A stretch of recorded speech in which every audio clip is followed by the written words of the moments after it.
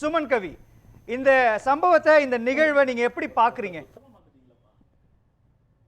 இல்ல, இந்த சம்பவம் குறித்து விஷயங்களை ஆரம்பிக்கும், அதாவது விவாதத்தை ஆரம்பிக்கும் போதே ஸ்ரீகாந்த் கருணேஷ் அவர்கள் சொன்னது இது ஒரு நம்ம வீட்டுல உள்ள ஒரு பொண்ணுக்கு நடந்த பிரச்சனை மாதிரி பாருங்க, இத நாங்க அரசியலாக்க விரும்பல அப்படின்னு ஒரு வார்த்தையை சொல்லித்தான் ஆரம்பிக்கிறார்.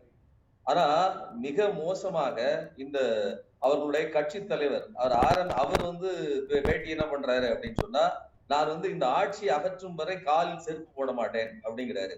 அதே மாதிரி தமிழிசை அவர்கள் நேரடியா போய் அண்ணா யூனிவர்சிட்டியில போய் நின்று போராட்டம் பண்றாங்க, அதிமுக நின்று போராட்டம் பண்ணுது. அப்போ முழுக்க முழுக்க எங்காவது ஒரு குற்றம் நடந்து விடாதா, எங்கேயாவது ஒரு பொத்தல், ஒரு ஓட்டை சிறிதாக தெரிந்து விடாதா, அதை வச்சு நான் பொலிட்டிசைஸ் பண்ணி எங்களுடைய லாபத்தை அடைய வேண்டும், இதற்காக அலைகிற இப்போ என்ன சொல்றதுன்னா, கழுகுகள் எப்படி பிணத்துக்காக அலையுமோ அதே மாதிரி குற்றங்கள் நடந்து விடாதான்னு காத்து கிடக்கிற மனோநிலையில் இந்த குற்ற கும்பல் இருக்கிறது அப்படின்னு நான் சொல்றேன். இந்த குற்ற கும்பல் ஏன் சொல்றேன்னா, திரு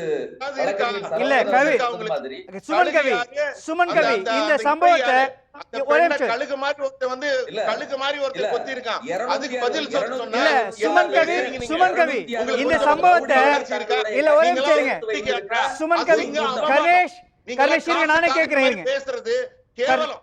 கணேஷ் இருங்க, நானே கேக்குறேன். பாஜக பேச வேண்டாம். இல்ல இல்ல எல்லாம் பேசுவதற்கு முதல்ல இல்ல ஒரே நிமிஷம், ஒரு நிமிடம் இல்ல கணேஷ் நான் வரேன். கணேஷ் சுமன் கவி இந்த சம்பவத்தை எதிர்க்கட்சிகள் தூண்டிச்சா? இல்ல, இந்த சம்பவம் நடந்திருக்குது, இந்த சம்பவத்தினுடைய நிகழ்வுகளோட அடிப்படையில தார்மீகமான கோபத்தை வெளிப்படுத்துறாங்க. இதுல எங்க அவங்க அரசியல் செய்யறாங்க? ஒருவேளை இல்லாத ஒரு செய்தியை, இல்லாத ஒரு நிகழ்வை எதிர்க்கட்சிகள் உருவாக்குனாங்களா? இல்லாத ஒரு சம்பவத்தை, இல்லாத ஒரு நிகழ்வை உருவாக்குனாங்க. இல்ல, நல்லா புரிஞ்சுக்கங்க, பொள்ளாச்சியில நடந்த நிகழ்வுகளை மறைப்பதற்கான வேலையை அதிமுக அரசு செஞ்சது. பிரிஜ்பூஷன் சரண் சிங் விவகாரத்தில் இந்த பாஜக அரசு முழுக்க முழுக்க எம்பிக்கு ஆதரவாக இருந்தது. மணிப்பூர்ல முழுக்க முழுக்க அரசு அவங்களுடைய அனுமதியோடு பிரச்சனைகள் நடந்தது. குஜராத்தில் வன்புணர்வு நடந்த போது, பில்கிஸ் பானுக்கு எல்லாம் பிரச்சனைகள் நடந்த போது குஜராத் அரசு நின்று பாதுகாப்பை செய்தது மோடி அரசு. அப்படி ஏதாவது அரசு செய்ததா? இல்ல, கேள்வி கேட்கணும். சரி, அவங்க எங்க அரசு விமர்சிக்கிறாங்க? தமிழ்நாட்டுல தொடர்ச்சியாக சட்டம் ஒழுங்கு பிரச்சனை இருக்குது. ஒரு தலைநகரத்தில் இருக்கக்கூடிய ஒரு முக்கியமான பல்கலைக்கழகத்துல ஒரு மாணவிக்கு இது மாதிரியான கொடுமை நடக்குதுன்னு கேட்கறது யார் கேட்பா? எதிர்கட்சிகள் தானே கேட்க வேண்டும். கேட்கணுங்க. ஆனா இதை ஏங்க நடவடிக்கை எடுக்கப்பட்டிருக்கா படலையா? எவ்வளவு துரிதமாக எடுக்கப்பட்டிருக்குது. நீங்க லாவண்யா விவகாரத்துல அதாவது தங்களுக்கு ஒரு சித்தி பிரச்சனையில, அவங்க குடும்ப பிரச்சனையில அந்த பொண்ணு தற்கொலை பண்ணி கொண்டதை அதை மதமாற்றம்னு சொல்லி திரித்தது யார்? அந்த வீடியோக்களை வெளியிட்டது யார்? முழுக்க முழுக்க ஆடியோ வீடியோ டாக்குமெண்ட் வெளியிடுறது, இந்த மாதிரி தகவல்களை முன்கூட்டி கசிய விடுகிற வேலையை பாஜக அண்ணாமலை வந்ததுக்கு அப்புறம் தான் நடக்குது. இப்ப இந்த சம்பவத்துல எஃப்ஐஆர் கசிய விடப்பட்டதோ அல்லது மாணவியினுடைய வாக்குமூலம் கசிய விடப்பட்டதோ என்ன சொல்லுது? அதான் அவங்க கேக்குறாங்க கேள்வியா? இல்ல, விசாரணை நடத்தப்படுங்க, விசாரணை நடத்தப்படும் கண்டிப்பாக. இதுல நான் இன்னொரு முக்கியமான விஷயத்தை சொல்றேன். சார் அவர்கள் யாரு, பிரகாஷ் சார் சொன்னது மாதிரி அதாவது பத்திரிகையாளர்கள் தங்களுடைய அந்த எக்ஸ்க்ளூசிவ் அப்படிங்கிறதுக்காக முன்கூட்டியே வேகமாக தகவல்களை சொல்றோங்கிற பேர்ல என்ன நடக்க போகிறதுன்னு தெரியாம செய்யறாங்க.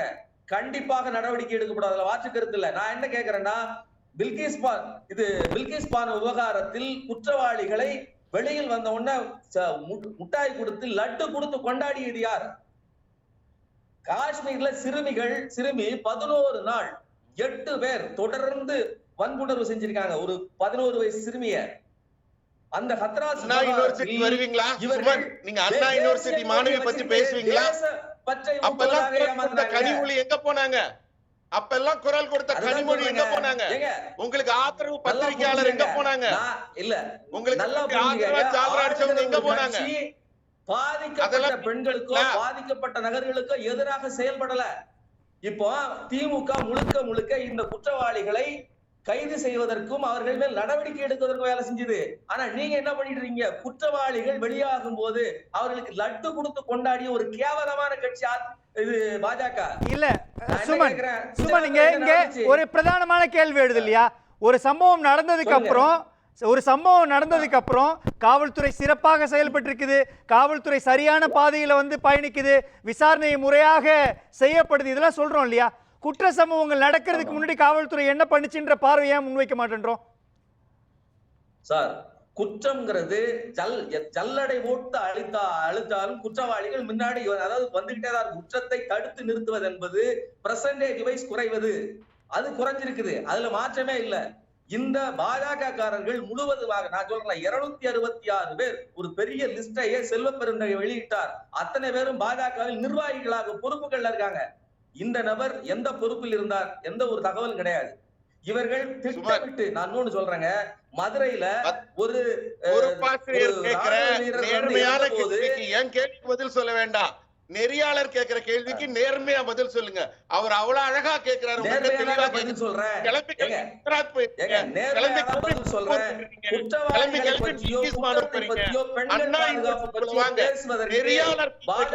என்ன தகுதி இருக்குது?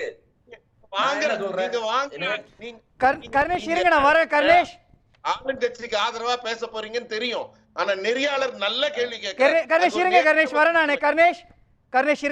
சொல்றேன். எனக்கு பதில் சொல்ல வேண்டாம், அவருக்கு சொல்லுங்க. நடவடிக்கை எடுக்காமல் இருந்தால் நீங்க பேசணும். உங்களுடைய அண்ணாமலை திட்டமிட்டு இத வந்து ஒரு பெரிய பொலிட்டிக்கல் விஷயமா கொண்டு வரணும். இன்னொரு முக்கியமான விஷயம் சொல்றேன், இந்த மாதிரி ஒரு நிகழ்வுகள் நடப்பது அதை வந்து நாங்கள் அதாவது நம்ம ஏற்றுக்கொள்வதில்லை.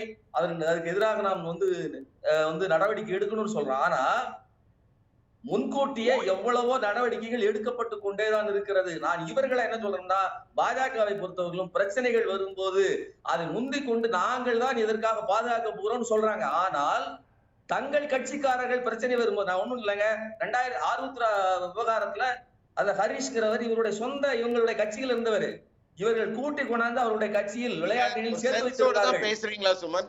நெறியாளர் எவ்வளவு நேர்மையா கேள்வி கேட்கிறார், அது நேரடி பதில்.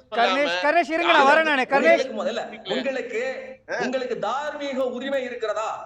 நான் என்ன சொல்றேன், நடவடிக்கை எடுக்கப்பட்டிருக்கா சொல்ல, நீங்க போலீஸ்காரரா?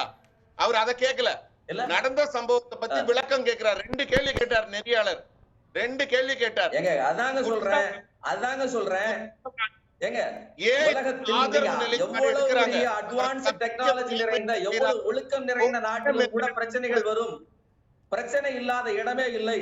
ஆனால் அந்த பிரச்சனை நபர்கள் மேல் நடவடிக்கை எடுக்கப்படாமல் இருக்கிறதா? அதான் கேள்வி. பேசலாம். அத பேசுங்க சுமன், பேசலாம்.